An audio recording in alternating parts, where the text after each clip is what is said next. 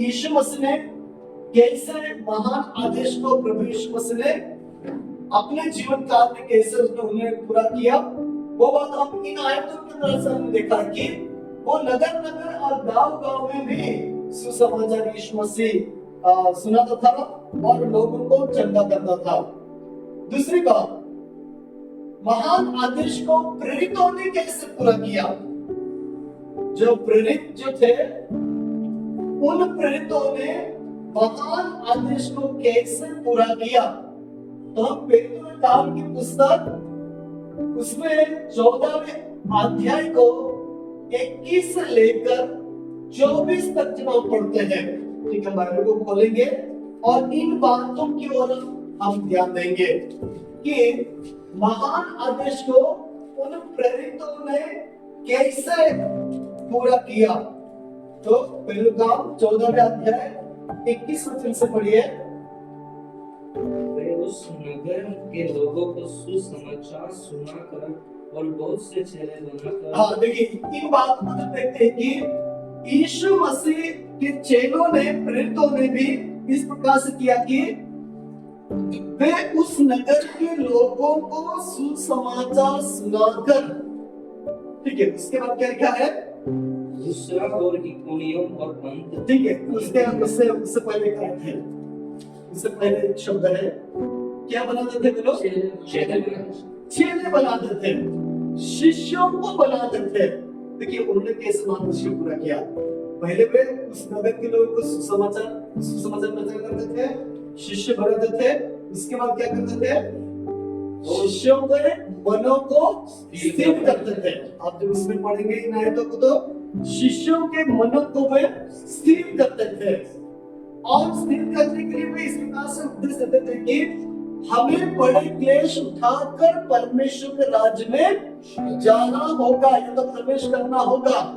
ये उनका उद्देश्य था और इस प्रकार से वे लोग उनको विश्वास में मजबूत करते थे या तो विश्वास में उनको स्थिर करते थे। उसके बाद आगे क्या लिखा है, हर एक कलीसिया में जहां जहां सुसमाचार सुनाया वहां चेले बनाते थे, चेलों के मनों को स्थिर करते थे। हर एक कलीसिया में, यानी जहां जहां पर जाते थे वहां पर कलीसियाओं की स्थापना करते थे, यानी सुसमाचार सुनाते थे, चेले बनाते थे और कलीसिया की स्थापना करते थे। हर एक कलीसिया में प्राचीनों को नियुक्त करते थे। प्राचीन, तो प्राचीनों को नियुक्त करते थे और फिर वो क्या करते थे, उपवास और प्रार्थना करते थे। उपवास और प्रार्थना करके प्रभु के हाथ में वो झुंड को सौंप देते थे। ये प्रेरितों के द्वारा महान आदेश को इस प्रकार से पूरा किया गया था। इस प्रकार से महान आदेश को उन प्रेरितों ने अपने जीवन काल में इस प्रकार से कार्य किया। वे उस नए क्षेत्र में जाते थे, सुसमाचार सुनाते थे, शिष्य बनाते थे और शिष्यों के मनों को स्थिर करते थे, विश्वास में बने रहो, इस प्रकार से उपदेश देते थे। हर एक कलीसिया प्राचीन करते थे और प्रार्थना, उपवास और प्रार्थना करके प्रभु के हाथ में सौंपते थे। ये उन प्रेरितों ने इस प्रकार से इस महान आदेश के कार्य को उन्होंने इस प्रकार से पूरा किया। अब हम जैसे पौलुस के जीवन काल से हम जब सीखते हैं, तो पौलुस ने अपने जीवन काल में, जब पौलुस इस प्रकार से कहता है कि मैंने यरूशलेम से लेकर इल्लुरिकुम तक मैंने मसीह का सुसमाचार का प्रचार मैंने किया, पूरा प्रचार मैंने किया।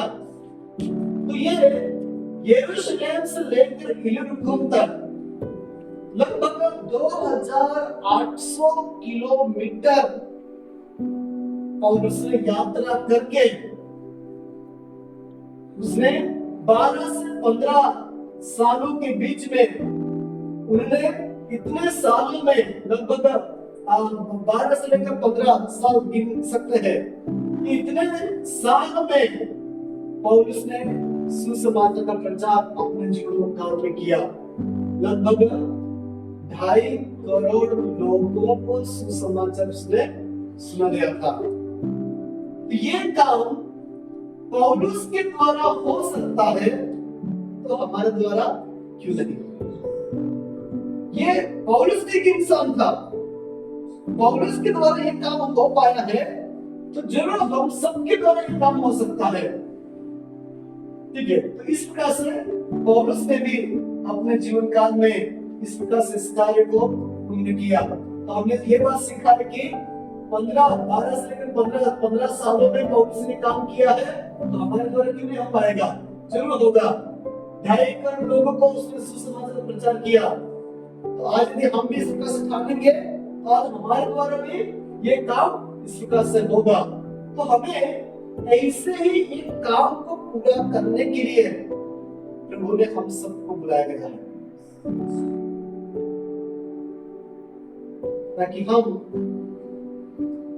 यीशु मसीह के सिद्धांतों को और प्रेरितों के सिद्धांतों को जब हम सीखते हैं, तो ये बातें हमें सामने आती हैं।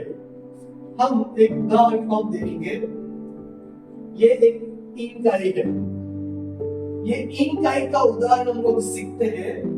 तो इकाई जो है, इकाई एक कलीसिया के द्वारा 10 सालों में 1,50,000 कलीसिया की स्थापना उन्होंने किया और 15 लाख विश्वासी लोगों को इन्होंने तैयार किया। यह संभव कैसे हुआ? हम देखते हैं कि ये कैसे संभव हुआ। उन्होंने कलीसिया के लोगों को यह सिखाया कि आओ नहीं जाओ। यदि आप नीचे पढ़ते हैं तो यहाँ पर लिखा है कि उन्होंने इस प्रकार सिखाया कि आओ नहीं जाओ। जब लोगों को ये बात सिखाया कि हर एक लोग जाएंगे, एक दो नहीं, सब लोग जाएंगे और सब लोग जाकर यीशु मसीह के बारे में लोगों को सुसमाचार सुनाएंगे। तो उनकी जो टीम, उनकी जो कलीसिया के द्वारा इतने लोगों तक, 15 लाख विश्वासी तक वो बढ़ गया। तो ये काम, ये एक परमेश्वर के दास के जरिए से हो सकता है, और हम सबके द्वारा क्यों नहीं होगा? तो ये इस प्रकार से इस काम को करने के लिए प्रभु ने हमें बुलाया है। तो हम आओ नहीं जाओ वाला सिद्धांत का इस्तेमाल जैसे इकाई ने इस्तेमाल किया, वैसे हम करेंगे तो जब ये काम संभव हो जाएगा।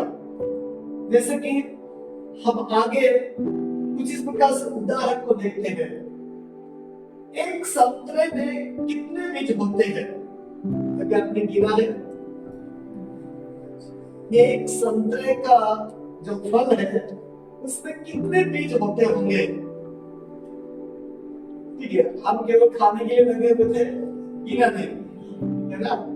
लेकिन अगला समस्या का सकता है कि जब आप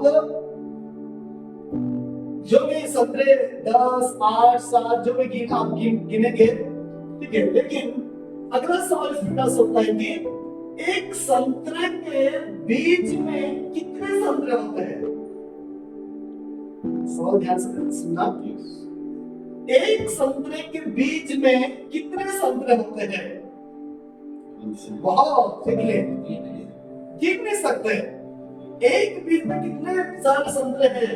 अब यहाँ पर इस प्रकार से यदि हम भी परमेश्वर के दर्शन को पूरा करने के लिए परमेश्वर ने हम सभी को बुलाया है, तो एक संतरे में कितने बीज होते हैं वे तो हम गिन सकते हैं, गिना जाएगा। लेकिन एक संतरे के बीज में कितने संतरे होते हैं वो अनगिनत हो जाएगा। जैसे हम प्रेरितों काम की पुस्तक में लूका ने जब प्रेरितों काम की पुस्तक को लिखा, तो वो सबसे पहले दूसरे अध्याय में पतरस ने प्रचार किया, तो वो कहता है कि लगभग 3,000 लोग विश्वास में आए, 4,000 विश्वास में आए, 5,000 विश्वास में आए। आगे जाकर लूका का भी गिनती से परे हो गया। वैसे ही यहाँ पर भी हम लोग इस प्रकार से तो हमें एक इस प्रकार से दर्शन को हमें रखना है कि हमें बारी का दर्शन नहीं, हमें अंगूरों का एक दर्शन, बगीचे का दर्शन हमें रखना चाहिए। हमें एक बहुत बड़ा एक अंगूरों का बारी का दर्शन या तो बगीचे का दर्शन, एक बगीचे के अंदर कितने अंगूर होगा वो हमें पता नहीं है। तो हमें बड़ा दर्शन हमें रखना है। तो इस प्रकार से यदि हम इस प्रकार से इस कार्य को करेंगे तो हम परमेश्वर के लिए, हम अपने तालुका को, हमारे अगल बगल रहने जातियों को हम जरूर, हम प्रभु के लिए हम जीत लेंगे। यहाँ पर हमें कुछ दो ऐसे जहाजों का हमें एक नमूना दिया गया है। ये दो जहाजों में फर्क इस प्रकार से है, एक युद्ध करने वाला जहाज है और यह एक क्रूज जहाज के रूप में यहाँ पर दिखाई गया है। ये जो दोनों जहाजों का फर्क है, अभी इन दोनों में से यदि हम ये वाला शिप जब देखेंगे, क्रूज जहाज को हम इस प्रकार से देखेंगे, तो इसमें लोग क्यों जाते हैं? ये जो बहुत अच्छा दिखने वाला जो जहाज हम यहाँ पर देख रहे हैं, इस जहाज में लोग क्यों जाते हैं? तो यहाँ पर कुछ ऐसी बातें हैं कि लोग यहाँ पर क्यों जाते हैं? लोग चिंता मुक्त समय के लिए, लोग वहां पर एक मनोरंजन करने के लिए जाते हैं। वहां पर लोग आनंद मनाने के लिए, खुशी मनाने के लिए यहाँ पर लोग इसलिए जाते हैं कि जब छुट्टी है तो छुट्टी मनाने के लिए, रोमांस के लिए और भी सामाजिक कारणों के वजह से इस जहाज में जाते हैं। लोग खेलते हैं, कूदते हैं, मनोरंजन करते हैं। ये सारा इस जहाज, क्रूज जहाज के अंदर लोग इसलिए जाते हैं। लेकिन अपना समय इस जहाज में जाकर बर्बाद कर देते हैं, अपना समय वहां पर व्यतीत कर देते हैं। लेकिन दूसरा जो जहाज, युद्ध करने जहाज था, इस जहाज में कौन जाते हैं? केवल सैनिक, सैनिक ही जाते हैं। वो सारे सैनिक अच्छी तरह से अपने शस्त्रों को धारण किए रहते हैं, वे निडर होते हैं। इनके पास एक मिशन होता है, इनके पास एक काम होता है। उस काम के प्रति सभी सैनिक एक ही लक्ष्य की ओर आगे बढ़ते हैं। तो ये हमें युद्ध करना जहाज हमें ये दिखाता है कि इस जहाज में जाने वाले जो सैनिक है, वो सैनिक ही इस जहाज में जाते हैं।